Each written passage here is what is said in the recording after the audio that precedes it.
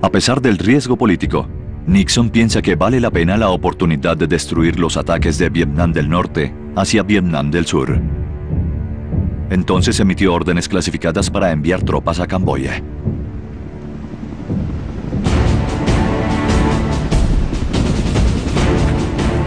Era como una inyección de adrenalina en mis venas. En horas cientos de soldados estaban listos. Se enviaron y distribuyeron enormes cantidades de municiones y provisiones.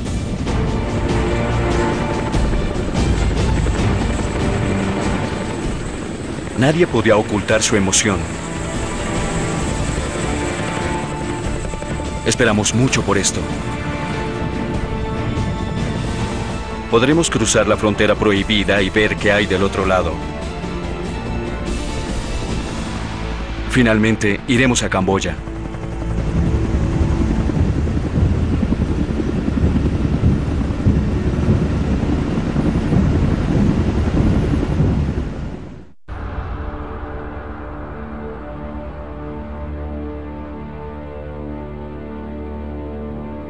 Tengo casi 24 horas sin dormir, pero ahora me siento más despierto que nunca. Nos acercamos al punto de entrega. El teniente coronel James Anderson comandó a su batallón de la Primera División de Asalto Aéreo hacia Camboya.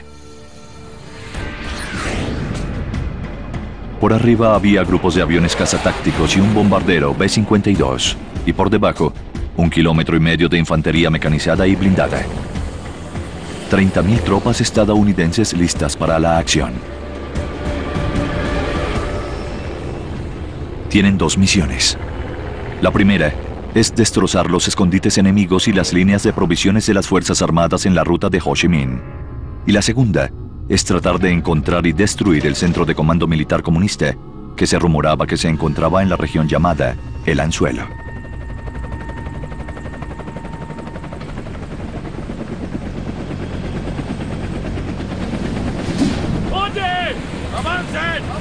En lo que aterrizamos y nos organizamos, nos movimos. No planeaba perder tiempo tratando de encontrar lo que el enemigo estaba escondiendo.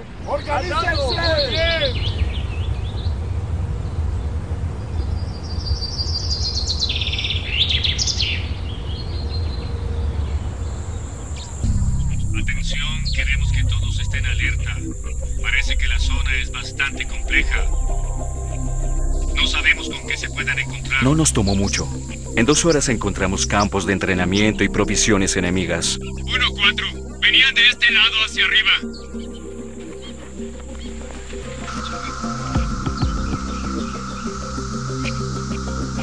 Enseguida lo llamamos la ciudad.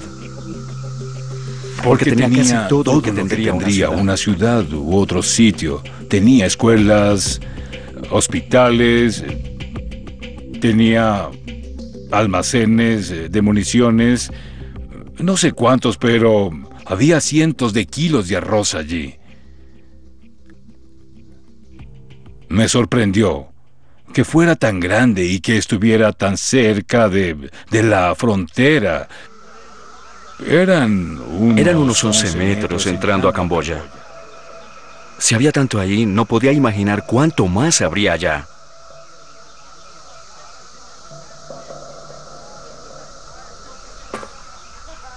Había tantas provisiones que nos tomaría meses destruirlas. Lo último que quería hacer era quedarme pensando en eso y desviarme de mi objetivo principal.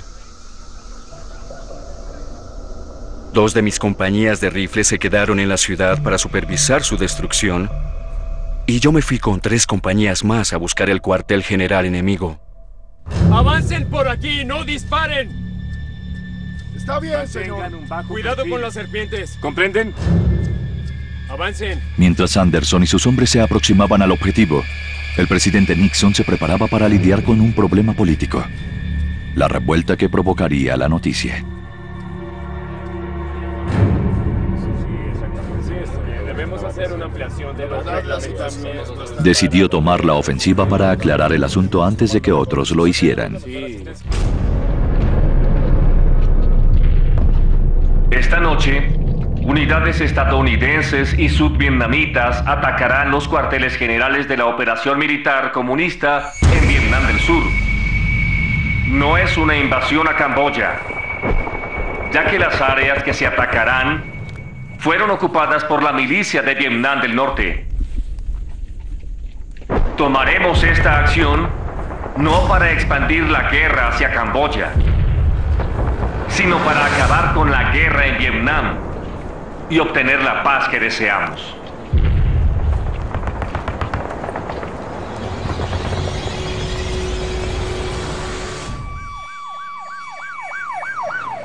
El día siguiente al anuncio de Nixon, surgieron protestas estudiantiles en varias universidades del país. El 4 de mayo, 2.000 estudiantes se reunieron en la Universidad de Kent State. Cuando la manifestación se tornó violenta, la Guardia Nacional de Ohio abrió fuego repentinamente en contra de los estudiantes. En 13 segundos, se dispararon 67 rondas. 4 estudiantes murieron y 8 resultaron heridos. Uno de ellos quedó inválido. La reacción pública de repudio fue amplia. 4 millones de estudiantes se declararon en huelga, forzando al cierre de 450 universidades y escuelas.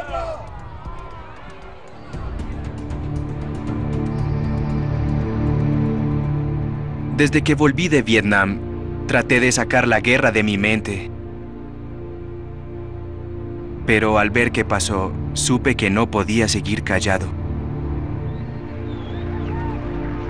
2 años antes, Barry Romo regresó de Vietnam con el cuerpo de su sobrino, Robert, quien murió durante los ataques en Año Nuevo. No podía seguirme mintiendo a mí mismo porque la guerra no había terminado.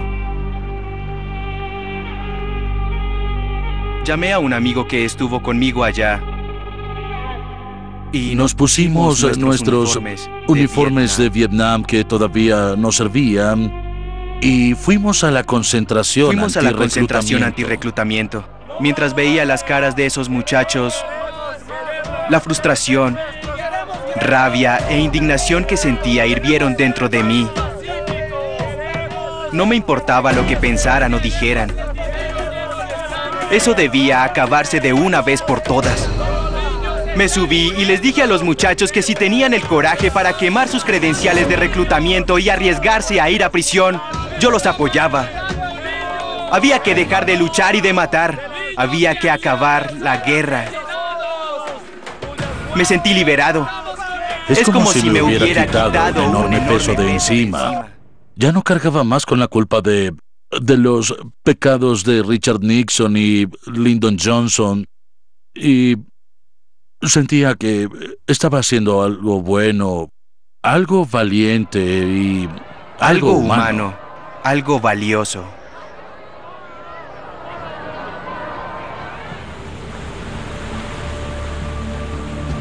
El país se estaba cayendo a pedazos y Nixon hizo un comunicado detallando el alcance y duración de la misión en Camboya.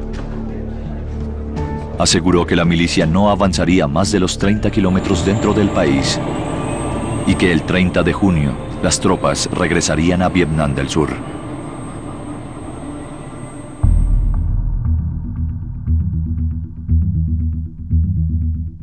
Según nuestra inteligencia, estábamos a menos de 5 kilómetros de los cuarteles de Vietnam del Norte, es decir, que llegaríamos antes del anochecer.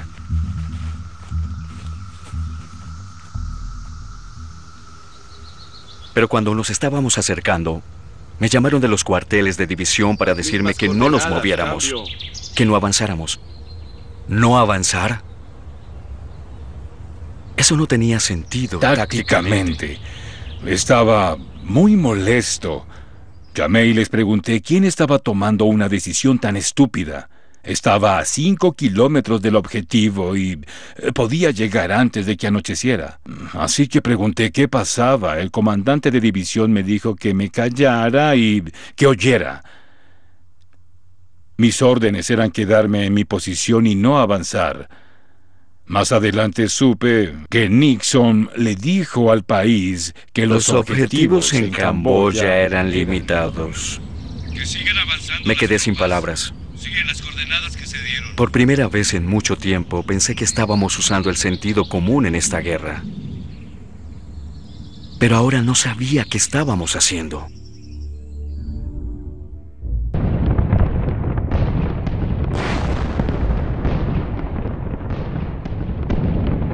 Más frustrante que saber que el enemigo se estaba alejando de nuestro alcance de nuevo, era saber que se nos acababa el tiempo en Camboya. Ya no íbamos a lograr nada allí. A finales de junio de 1970, tras 8 semanas de operaciones, las 30.000 tropas estadounidenses se preparaban para salir de Camboya. La restricción de 30 kilómetros evitó que la milicia encontrara el cuartel de Vietnam del Norte, pero se confiscaron o destruyeron 20.000 armas, 7.000 toneladas de arroz y casi 2.000 toneladas de municiones. La cifra más alta de provisiones enemigas alguna vez encontrada. Para los soldados como James Anderson, fue un momento agridulce. Lo bueno fue que seguramente gastaron mucho tiempo acumulando tantas armas y municiones. El hecho de que hicieran ese esfuerzo para reunir tanto armamento hace pensar que se estaban preparando para una gran invasión a Vietnam del Sur. Estaba absolutamente claro que así era. Había tanto arroz y tanta comida que no podíamos llevárnosla toda, ni quemarla.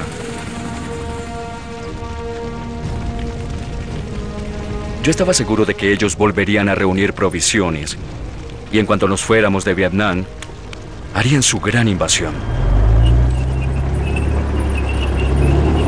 Quizás compramos algo de tiempo, pero me temía que solo eso hicimos.